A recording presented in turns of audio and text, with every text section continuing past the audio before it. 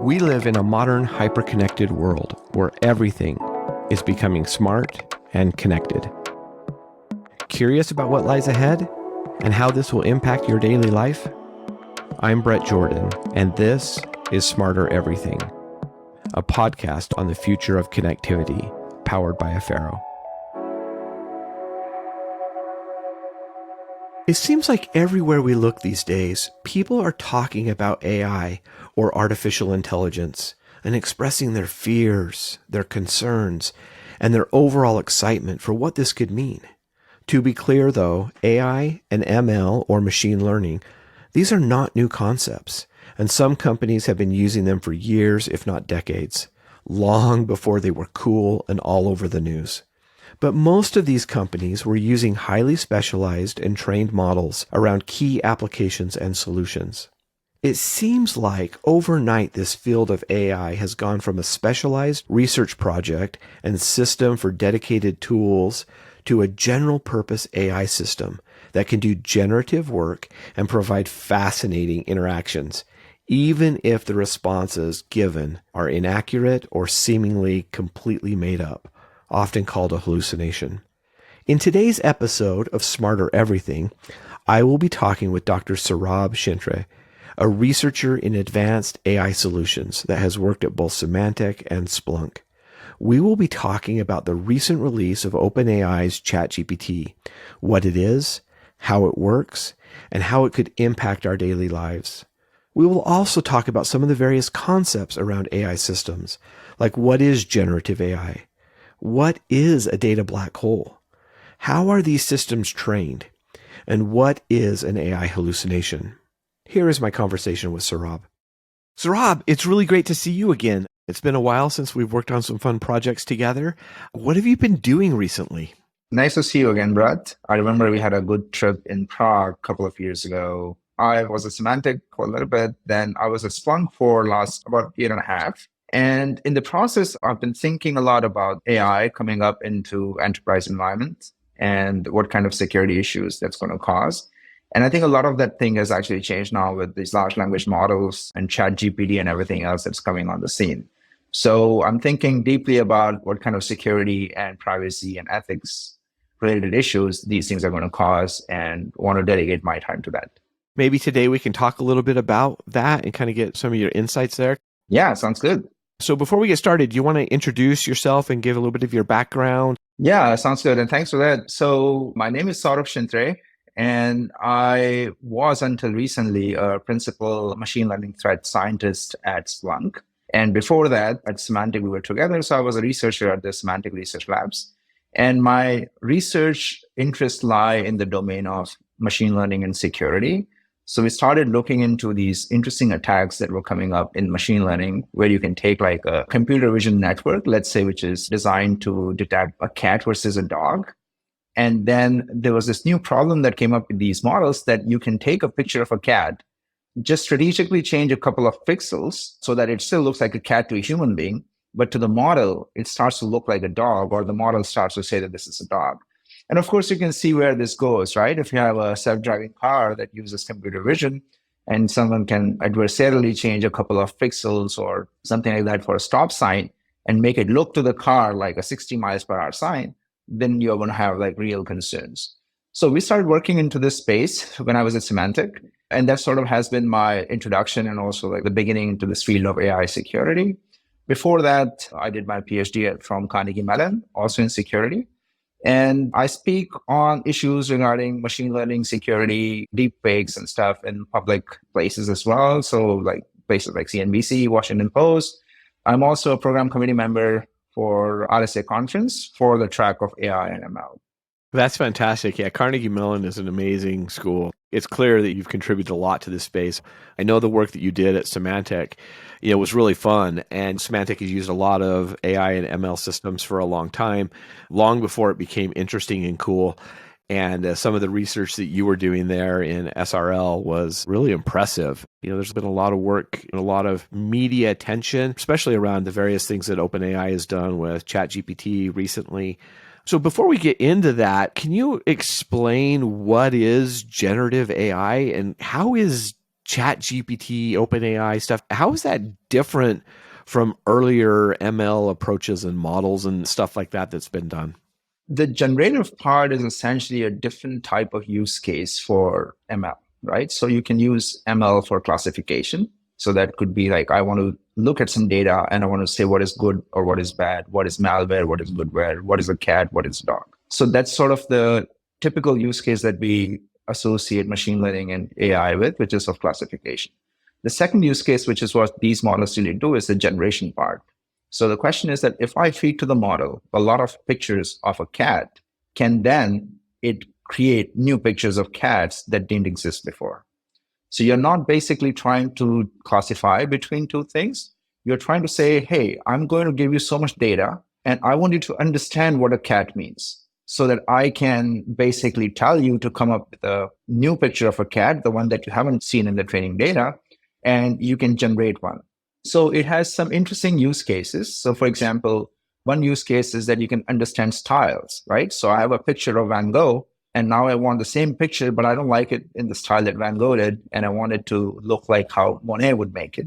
So I would give to these models a lot of pictures of Van Gogh and Monet and then ask it to, hey, take Starry Night from one Van Gogh and kind of draw it like had Monet drawn it, right? It doesn't make sense because art is kind of very personal. But what the model ends up doing is that it tries to understand the style of Van Gogh and the style of Monet.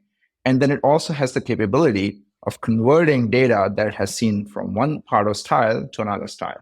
I can make it say things like how Shakespeare in English would say. So that's what the generative part is. The part that is interesting with GPT, which is different, as you mentioned, with previous AI models, is that these models essentially are what we call pre-trained. So that's the P in the GPT. So what that means is that these models are not really trained for any specific task. They've been given a lot of information, pretty much all the data that you can find allegedly on the internet. So you have your Wikipedia articles, your Reddit threads, and all that information. And it has just been trained on all of that intelligence without having a specific use case in mind. So these models, in some sense, have a general intelligence. And then you can take these models and you can fine tune them with much smaller samples of the actual task that you want them to do. And then they are actually able to learn it quickly because they have some kind of general intelligence built into them. So it's different in the sense that we are not really building models that are specific for a task. So not saying that, hey, these are pictures of cats versus dog. We're just trying to give it a bunch of data and automatically understand what a cat is, what a dog is, what a cloud is, and so on. So that's sort of what you might call almost like a foundational model. So it has a general understanding of the world that it lives in. The traditional ML or machine language approaches, as you said, were about classifiers and doing that and this generative stuff. So how do these new systems create responses? And the information goes in and it kind of seems like it's going into like almost like a black hole. Can you explain like how these systems are trained? I think a simpler way of understanding these complicated language systems is to start with something simpler. There was something called Word2Vec, which came out a few years back. And essentially, it was like an unsupervised system. So you're not labeling anything as X or Y. You're just dumping a bunch of data to these systems. And what these systems basically did was that based on the data given to them, they understood relationships between the words, right? So for example, the model will understand that sort of the gendered words, for example, him versus her, male versus female, and all these kinds of relationships will start to become natural for the model based on the data that it's seeing.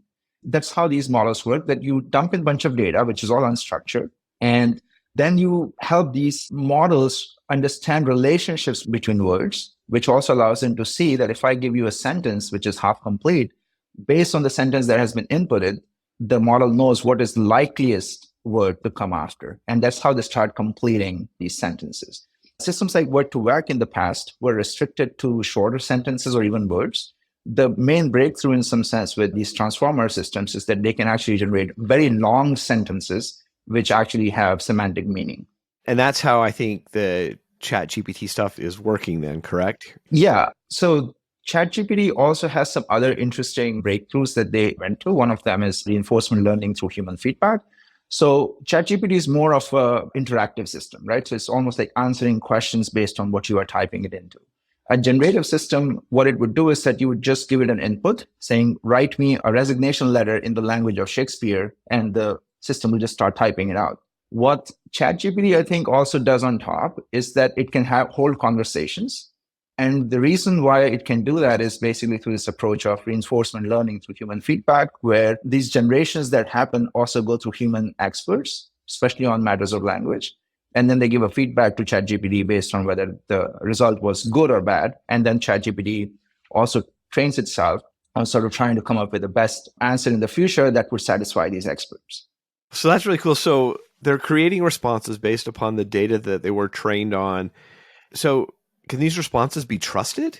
How accurate are these and how correct are the responses? Mostly they are correct because, again, they have gone through a lot of data. So they have a really good understanding of associations with words. The second thing, the transformer architecture allows them to hold longer sentences that also have meaning. But you're right that these models at the end of the day are outputting the next token, as they call it, or you can think of it as the next word based on what they have outputted or what they have been asked in the past. And these relationships are essentially probabilistic. So there are cases when the model outputs something in response to a question that either is not relevant or, worse case, is output something that doesn't exist. So you can ask it like, who is Brett Jordan and what has he done for security? And it might give you a list of your accomplishments in the field of security, like you work here, you worked there. But just because of the relationships between these words are probabilistic and not hard-coded, it might output that Brett Jordan worked for a company that you actually never really worked for. So in that sense, it's kind of hard to always trust the output of these models. And these are what are called hallucinations. Yeah, I've heard about that before and the hallucinations of ChatGPT and whatever. And so that makes it really clear. They can be trusted for the most part, but can they be poisoned? They can be poisoned. Of course, ChatGPT comes with its own rules and some set of filters and all that kind of stuff so that you don't output bad language or thoughts that are politically incorrect or abusive. So there are these filters that the model has been sort of built on top of it so that it doesn't output things like that. But at the end of the day, you can output things in the natural language in so many ways that there are ways to bypass these filters and allow ChatGPT to answer things that it's not supposed to. Could I ask it a series of questions and try to feed it responses and have it learn from my responses? And so I could potentially hack people's brains by poisoning the data and then ultimately getting ChatGPT to give incorrect answers? Not exactly, because when you use ChatGPT now, the interactions that you have with it are restricted to a session. So that data is not immediately taken back to GPT to train it. Okay. So it stays within the session, and once the session is over, the data is forgotten. But basically, you can, in theory, put things on the internet in a long con that you basically just start poisoning Wikipedia articles over a period of time undetectably. And then when the next iteration of GPT is trained, or when the next iteration of Bard or Palm or Bird is trained, then that has the misinformation put in place. So ChatGPT is going to produce content. Is it possible that future versions could be trained on content that it had previously generated? And is this a potential for a positive cycle or a downward cycle? If we have a situation where Wikipedia now starts using GPT or Reddit responses start to be generated from GPT, there is a possibility that most of the content that is found on the internet in the future is actually generative content and not content that was created by humans. And there is a possibility in machine learning where if you train more future iterations of the model based on the output of the previous iterations, the quality can degrade. And in that situation, what's going to happen is that human created data is actually going to be really valuable, because that's what would differentiate between a well-performing model or a poorly performing model. And that's why I think in some sense you can say that in the world of these foundational models, you don't have IP as such, at least not intelligent IP. What you have, your main differentiator in some sense, is the data that you hold, especially data that is created by human beings. One more thing we wanted to talk about, which you touched upon briefly, was how these models kind of act like black holes of information, right? And that causes a lot of issues, especially when we think on these aspects from an angle of security. So just like a physical black hole, these models essentially become like really condensed form of data, right? So all the data that has been found on the internet, Wikipedia articles, Reddit, whatever it is, it's now represented in some shape or form in the parameters of this model. So it's a significant compression on all the textual data into these parameters. Much like a black hole, if an information goes into this model and becomes part of these training parameters, it exists there forever and becomes nearly impossible to take it out and have the model forget what you said to it without having to do substantial retraining or maybe even potentially deleting the model. At least we don't know a good way or efficient way as of now. And the third thing is that just like how inside a black hole we can't really see what's going on, it also happens with these models that we don't fully understand how they come up with these logical sentences and what kind of probabilistic relationships they have there. And that's why our ability to actually go into these systems and find out when something goes wrong is quite limited and requires new tooling, which we currently don't have in our world. So it's trained on the data that's readily available, but a lot of more accurate data today is behind a paywall. So does that mean it only has access to the things that are readily available or free, which sometimes aren't necessarily the most correct data? Is that correct? Absolutely. I think ChatGPT currently has public data up until 2021, if I'm not mistaken. So you can't really go to ChatGPT and say, tell me what is the weather in Mountain View today, because it won't have that information. Okay. But what can potentially happen is, and this is where sort of the connected world also comes in, is that in the future, ChatGPT has API connections to a weather service. So when you ask that question, it actually doesn't pull it out from its own information, but it basically understands what the question is, knows where to direct it, asks the right service, and gets back the fresh data for you. And in the process, if it's behind paywall, maybe there is some way that it asks you for a payment. Oh, that would be cool.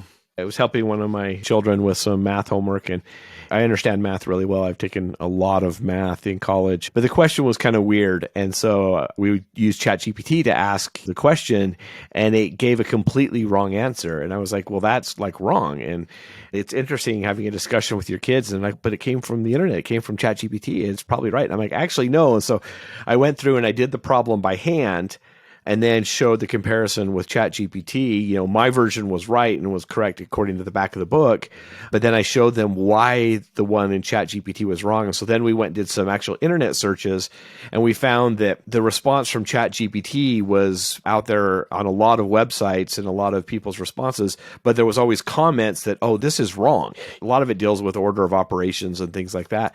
It was just really interesting that, you know, it had been trained on something that was wrong, and therefore started just saying that it was correct.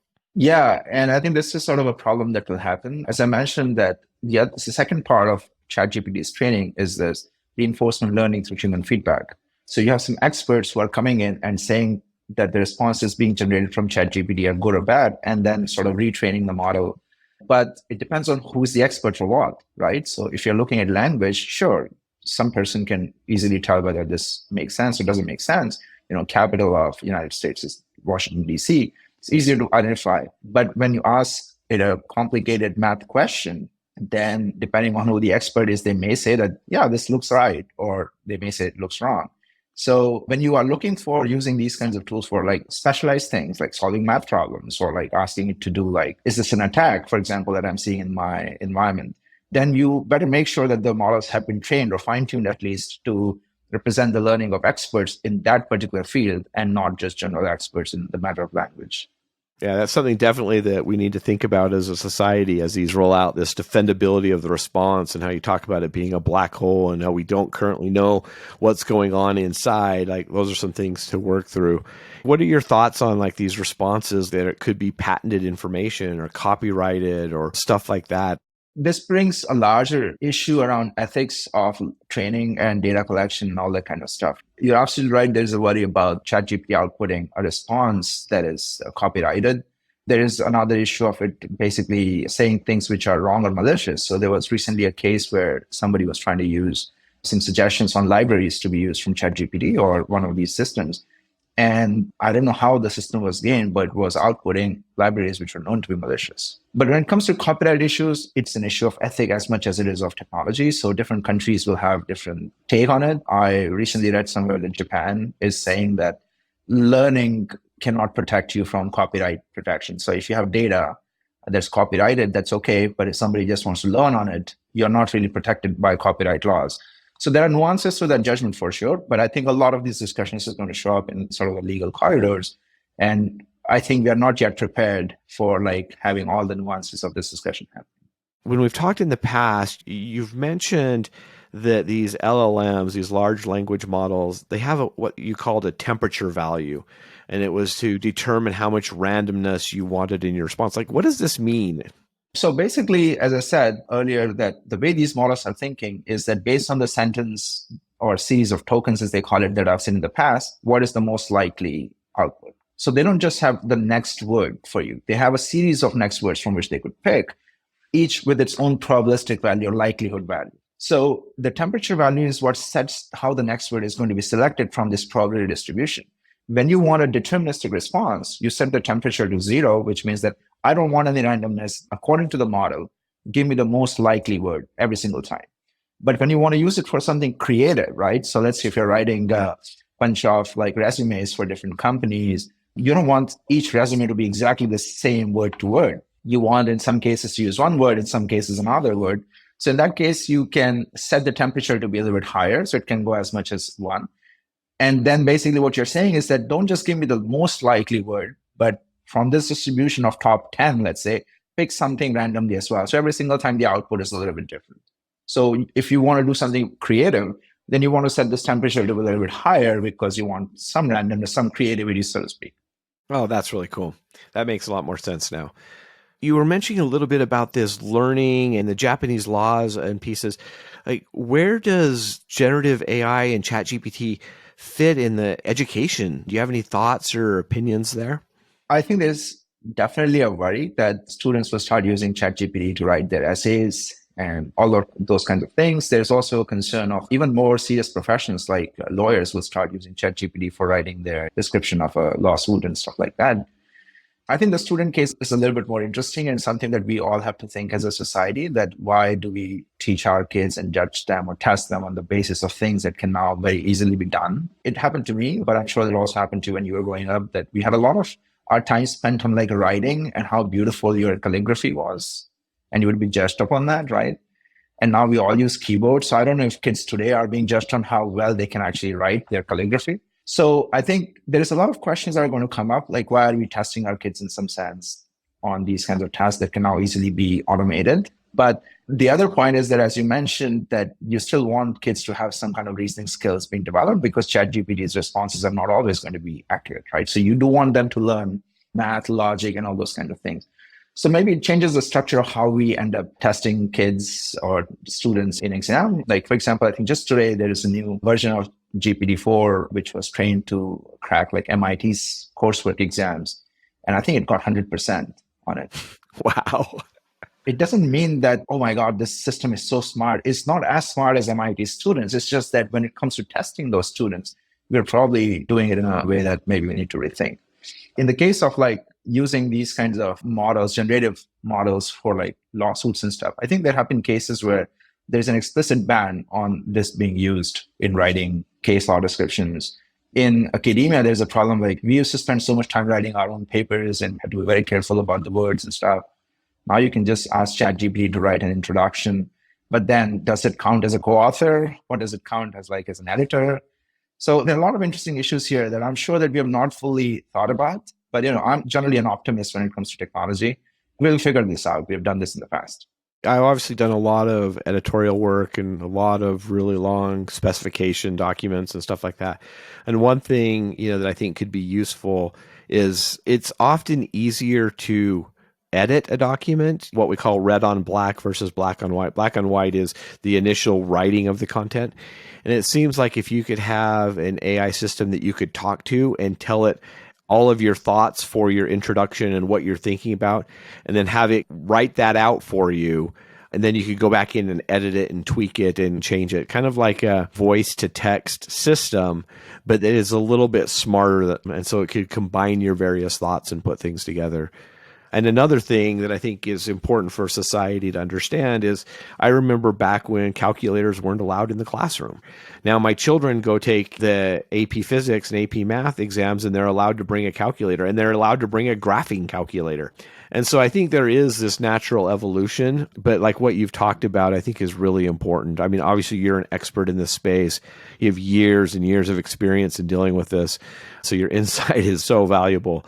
As society, we just need to understand that not all the data is going to be right. You need to learn the logic and the skills to learn how to ask it the right questions and then to validate whether or not they're going to be right or test it and do things like that. So, yeah, memorizing things is just no longer going to be an important skill in the future. That's my guess. I send my kids to a school that teaches classical education, and so they memorize poetry and they memorize things like this. And I think that's a good skill to learn how to do that sort of thing. But I think you're right that memorizing facts and stuff like that is maybe not quite as important. The more you use them, the more you're going to get to know them. And I remember back when I was in my 5th year of math at the university, having a discussion with the professor about whether or not you actually needed to memorize the formulas and all of the ways of doing things, because chances are at work, you're going to just have them printed out and posted on your wall, or you're going to have a book of integration tables that you're going to occasionally reference when you're like, I can't quite remember which way this was, or you're just going to write some code that will just do it for you. So definitely something I think is going to be interesting for society to try to figure out. One thing I do want to mention is that at this point in time, these systems are essentially at a level of a co-pilot. They have not yet reached the point where they can take the wheels themselves. You always have to keep your hands on the wheel because, as we mentioned, because of different issues, hallucinations including one of them, the output is not something that's perfect. And you do need to, as you said, like red on black, you need to edit those things. Thank you so much for joining us today for this episode of Smarter Everything. We really love feedback, so please consider taking a moment to send us a comment or a rating on Apple Podcasts. And if you have time and you like this episode, please consider subscribing. We'll see you next time for Smarter Everything.